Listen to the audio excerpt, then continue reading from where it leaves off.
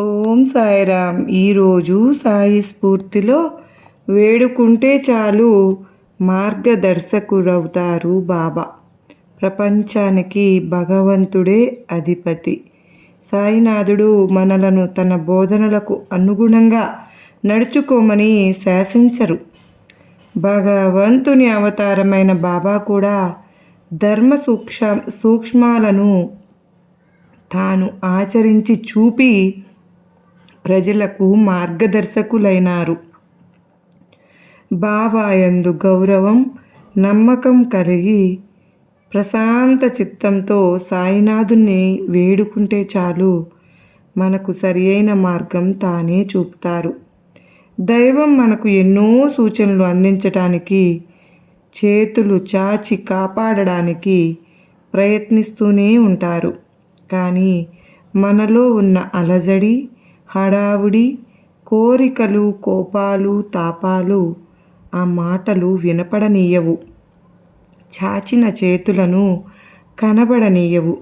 అలాంటి పరిస్థితుల్లో మనం కనుక ఉంటే సాయినాథుడు మనకు అందించిన సూచన వ్యర్థమే.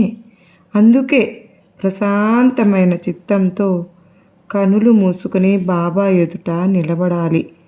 మనసులో ఏమాత్రము అహంకారం లేకుండా ప్రార్థించాలి. భారమంతా బాబాపై వేయాలి.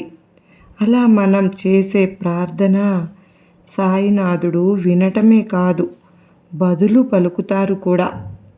ఆ పలుకులే మనకు మార్గదర్శకాలు, ప్రోత్సాహకాలు అవుతాయి. వ్యర్థమైన ఆలోచనలను నిలిపి బాబా పలుకులు విని ముందుకు సాగితే సాయినాథుడు మనకు ఎన్నో అద్భుతమైన అనుభూతులను ప్రసాదిస్తారు. తన దరికి చేర్చుకుంటారు.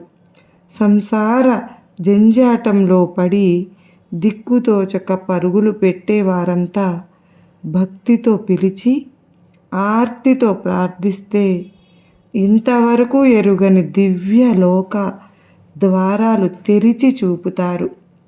స్వయంగా దగ్గరుండి దారి చూపి ముందుకు నడిపిస్తూ ఉంటారు. తమ దరికి చేర్చుకుంటారు.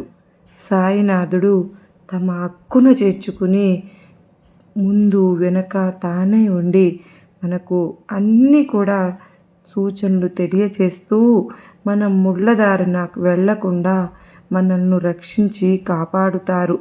మరి అలా సాయినాథుని బాటలో నడుద్దామా? సర్వే జనా సుఖినో భవంతు.